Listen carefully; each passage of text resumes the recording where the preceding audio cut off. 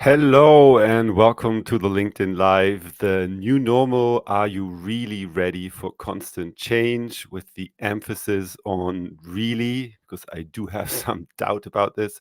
My name is Kai. I'm a consultant for workforce transformation and brand strategy and the CEO of Team Decoder, and happy to guide you through the next maybe 15 to 20 minutes of this topic. And I'm happy to see the discussion down in the comments below. If you have something to say after the session, I will definitely look into that and see what questions you have to dive into this. Okay, let's get started. I want to start with a very short introduction where this need for constant change actually comes from, and why painting an org chart and then not looking at it anymore for 10 years is really a time that is pretty much over. In this pyramid, you can see the three levels of challenges that happen to arrive at the team's door that they have to manage. So at the lowest level, you see the team itself. They have to struggle with daily business, which currently in the economic situation is most of the time, much more than 100% of the time, actually. Then the team has to deal with growing and shrinking or downsizing tendencies. Sometimes people joining the team that have to be integrated, or people have to get let go. So the team has to see how they manage to work with less people. Home office used to be a big challenge. Hopefully, that's not a big challenge anymore. We're all getting used to this. But then leadership transitions happen from time to time when the team suddenly has a new boss and they want to do some things differently. So there's a lot of restructuring going on and changes inside a team on the team level. If you go one level up on the enterprise level, there are other challenges coming down to the team. So the board, the directors might decide that the new operating model is what the company needs, and they're implementing this. And then the team will be charged with the operationalization of this new operating model. They have to execute it on the team level, see what it means for them. If the enterprise level decides that they need to have better products or want to introduce a stronger customer centricity because there has been some feedback from the clients, or they're buying maybe other companies that have to be integrated, or they're starting task forces all the time to tackle new topics that enter the business world that this company is working in. All these topics at the end of the day tackle down to the team. They have to deal with all these changes. And then on top of this, there's lots of developments going on in the world that are relevant for most companies. Sustainability, diversity, and AI are just three examples of this. And all this makes constant change necessary. We have to adapt to all these things that happen all the time. So a fixed structure that we use to paint in an org chart is really nothing that helps us to adapt to these things. So this is something that I think everybody, or at least everybody I've been talking to so far, could sign and say, okay, yeah, this is exactly the world we live in. This is how it's in my company. This is how it works. And yeah, we dealing with constant change. So one change is over, the next change program starts. Transformation is the new normal. And what that means for the teams is that the teams are actually thrown into a turmoil of change after change. It's not that easy. There's a whole team life cycle. The team is not anymore a fixed entity that is set up and then lives its life, more or less. We've been drawing this team life cycle here, just showing some challenges that teams could take. So in the beginning, there's a foundation. A team is founded at a certain point of time. There's a purpose why this team is founded. Some people are put together. They hopefully have a purpose so they know what to do. And each of the team members might have clear roles and think, okay, you do this and you do that and I do that. And all together, this is exactly what we need to do to reach our goals. And then there might be a growth phase where the stuff that the team is doing is working well and they're hiring new people and the team is growing, more people joining. Maybe there are new skills added. Maybe the team can afford to hire some people, do things that the people that were there in the beginning did not do. And now they can do more things. Sometimes they just do more of the same. So they hire people that have the same skills and they have. There's different kinds of approaches depending on the content. And there's also the phases where the team needs to downsize. Like currently in the economic situation, I've been dealing with a lot of teams recently that had to let people go. And then the topic of prioritization suddenly comes into focus, because when half of the team leaves and there's still the same amount of work, you need to prioritize and say, okay, what of this work is maybe work that we do not do anymore, or deprioritize for the time being, or maybe outsource, or maybe hand over to someone else. And then there are all the other things. I've already been talking about new leadership and new strategies that definitely change things, the way a team works, mergers or large reorgs that's happening. Um, Looking at charts like this helps very often to realize that living in a team is not just living in a team, it's also dealing with constant change. So this constant change thing is following us all the time. One aspect that I cannot stress enough is when we all realize that constant change in a team is the new normal and it's happening all the time, the leaders of these teams get a very strong and important role to guide these teams through these storms of change. So in this chart, you see a team on the left-hand side, there's only yellow bubbles in there. On the right-hand side, the team has evolved into tomorrow, and some of the yellow bubbles left, but some of the new orange ones entered, and there are more orange ones waiting outside, indicating that there will be more change coming towards the team. And it's very clear for everyone inside the team during this process to have clarity on their roles and responsibilities, like who does what, but also on the workloads. Workloads is very often the indicator for prioritization. So when I, as a team leader, give my expectation into the team that a person who has maybe 2 roles should spend 40% of the time on role number 1 and 60% of the time on role number 2. That's a prioritization that can change with the time. Suddenly, role number 2 becomes much more important. It needs to be 100%, and suddenly there's no more time for role number 1. As long as the team and the team lead is fine with that, that's the prioritization that needs to be done. Also, expectations need to be set. And as I said, priorities need to be set as well. This is how the team can develop from A to B under the guidance of a strong team lead. Leadership education in this term is really something very, very, very important, because what's at stake here is team health. I would define team health as the combination of well-being, productivity, and resilience, because these are the 3 things that the team needs to take off, let's say, in order to be a great team. So well-being is important, so the team can build trust and be efficient at work, which leads then to productivity. And resilience is the thing that the team, in cooperation with the team, needs to build, so that these ongoing changes and the constant change does not bring them off their path.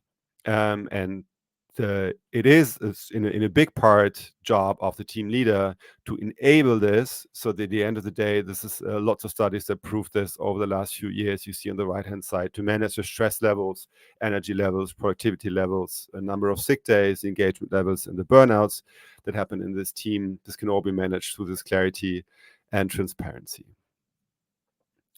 So yeah, I see you nodding, although I don't see you really.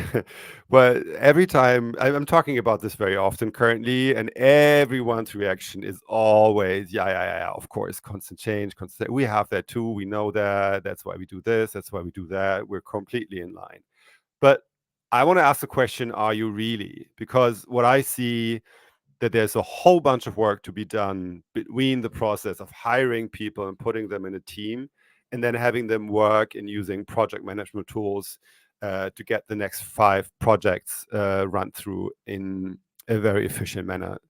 And this is exactly what I was referring to as the, in my eyes, very important new role of team leaders. Or is it new? I don't know. Maybe it should have been their role for a very long time, but rarely it is. If I look at team leads that I see in practice, they're rarely the team architects, how I would call them, that we actually need, so the teams can learn how this resilient things works. Going back to this graph with the blue circle, that is the team tomorrow, and one of the yellow old bubbles has left and the new orange bubbles coming in. So it's important for the team lead, if I start on the top right, to also look outside the team and look forward, predict what skills and tools, etc., this team might need to fulfill their clients' needs efficiently and the market's demands in the future.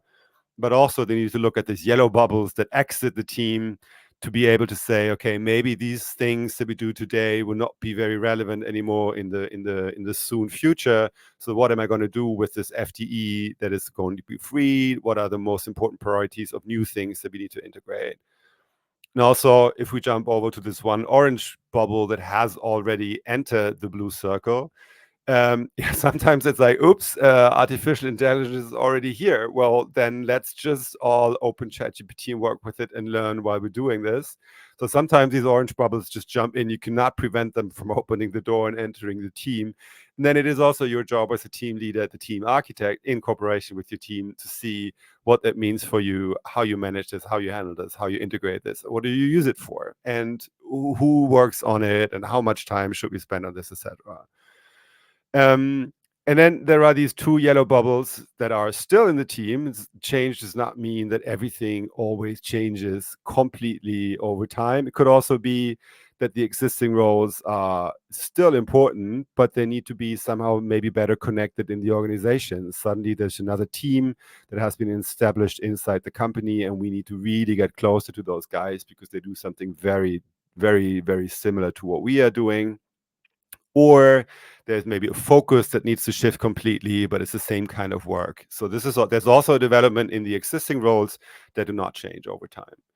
And then what I integrated here at the bottom are these two red bubbles that we hadn't seen before, that are things that are maybe not even knocking at the door yet, but it's still something you as a team lead, as a team architect, always wanted. Maybe you had the idea of a sustainability manager that would really be helpful, but you have to decide whether this right now is the moment and time and place to go and find someone and integrate them or not. So these are the free red bubbles that the architect can play around with and see when and how to activate them.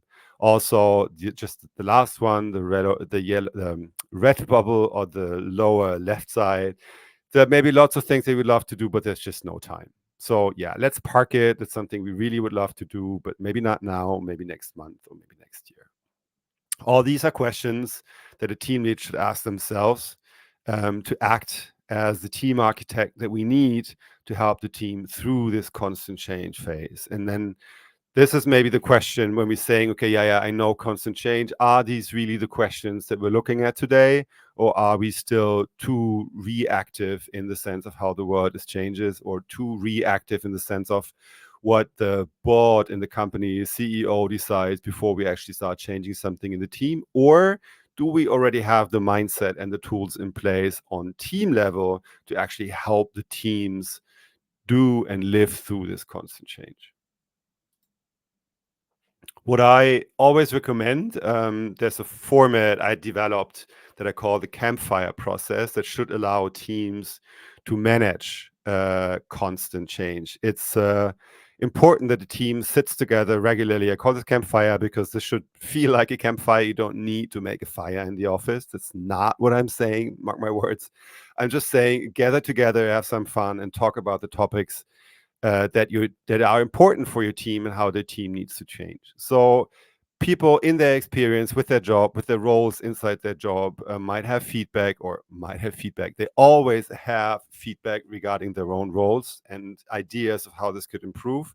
So take the time to regularly sit and discuss what these people actually experience, how the roles could be changed. Is there work that could or should be done differently?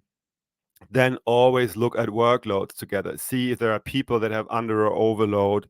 Underload sounds funny, but that exists. Sometimes roles shift, and then suddenly there are people, and you don't even realize this, don't have enough work, and they don't say anything, of course, but there is potential to do something with those. Or you have over or understaffed roles. Let's say you were planning with 3 key account managers in your budget, but you currently have 5 people on the job. But this is also something you need to look at to see how you can optimize that. And then, can't stress it enough, prioritization is key to manage workloads in a team. So look at the work that you do. What is the work that you want to make time for? What is the work that you do not want or cannot make time for? Are there maybe things that should be outsourced, and what should definitely not be outsourced? Sometimes it also happens that work, very important core work, like strategic work, is outsourced, whereas this should really be something that you do with your team yourself. So maybe there's something to shift so you can outsource something else. Or maybe you're so professional with AI already that you can even assign lots of tasks and roles to AI, and they free some of your time. And then this campfire process or campfire meeting should also be the moment where you look ahead. You want to look at what is coming your way. Are there any new skills or tools or roles that you need and that you can look at already now before it's too late to be prepared when it comes, or to be the first to integrate this? And this should happen. Yeah, weekly sounds strange, right? Nobody does this. I rarely see teams that sit together on a weekly basis to talk about the way they work. What we do weekly is we talk about projects. But this again brings me back to the slide where I said that there's a whole lot of work to do between actually hiring a person, putting them in the team, and then working on projects, which is exactly all these questions, all the questions about the way how you want to work as a team, are really underrepresented today. So if you are a team that hasn't done this before and you're starting to set this up, please do it weekly. Maybe it's a meeting that doesn't last very long, but in my experience, it lasts very long if you haven't done it before. So there's a lot of stuff to talk about every week. And when the content becomes less and you realize that team members get used to this and the first optimizations are felt, then you can switch to bi-weekly, then you can switch to monthly, and then at a certain time, you might want to switch to quarterly, but not less. This is not a thing that you should look at once a year, but really, really, really very often. This should become part of your work. If you do it less than quarterly, it would really become like in the old days where you design an org chart and then don't look at it anymore. And this is supposed to be the exact opposite. This is not designing something and then living after it. This is about managing constant change. So if you're serious in having understood that this constant change thing is happening, then this is a proposal for an answer how you can actually teach your teams to manage this and to work on a constant basis. The objective of this way of working is of course, to build resilient teams, because when you have teams that have learned how this constant change really works and how they can, maybe even on a weekly basis, integrate change, they're not thrown off the path anymore when a big change comes. And they look at it, they manage change, and they're not shocked by it anymore. And here, this leadership enablement is really important. So big shout out to all the large companies that have the leadership education programs, building resilient teams, managing constant change, in my opinion, is a very important part in that. And then, so build resilient teams that are capable of managing transformation daily, to be not thrown off of transformation, but to actually accept it as as part of their work. Transformation is the new normal. And if we say it's the new normal, it is also part of the work. There is in Holacracy, although I'm not a big fan of that, but they have this one sentence that I love. They always say, do not only work in the team, you also need to work at the team. And that's exactly this. So working in the team is the project. We're working together, we're managing our projects, we're very effective, we do everything nicely, we follow our goals. But then working at the team means sitting together, for example, in a campfire format, to discuss on a very regular basis, is the way we are set up as a team, are the skills and the roles we have today, is this the best combination of things to reach our goals best, or aren't there things we need to change? And this is something in the era of constant change that needs to be done regularly. So please build resilient teams that manage transformation daily and integrate that as part of the daily work. That's where this new phrase came from: change it, baby, one more time. To not be afraid to do change. Let this be your future motto. I'm at the end already, a little earlier than planned. If you have any questions, feel free to write them down in the comments on LinkedIn. I'll be there in a second to answer all your questions. Thank you very much for being here. Follow me for the next event. It will come very soon. Talk to you then. Bye-bye.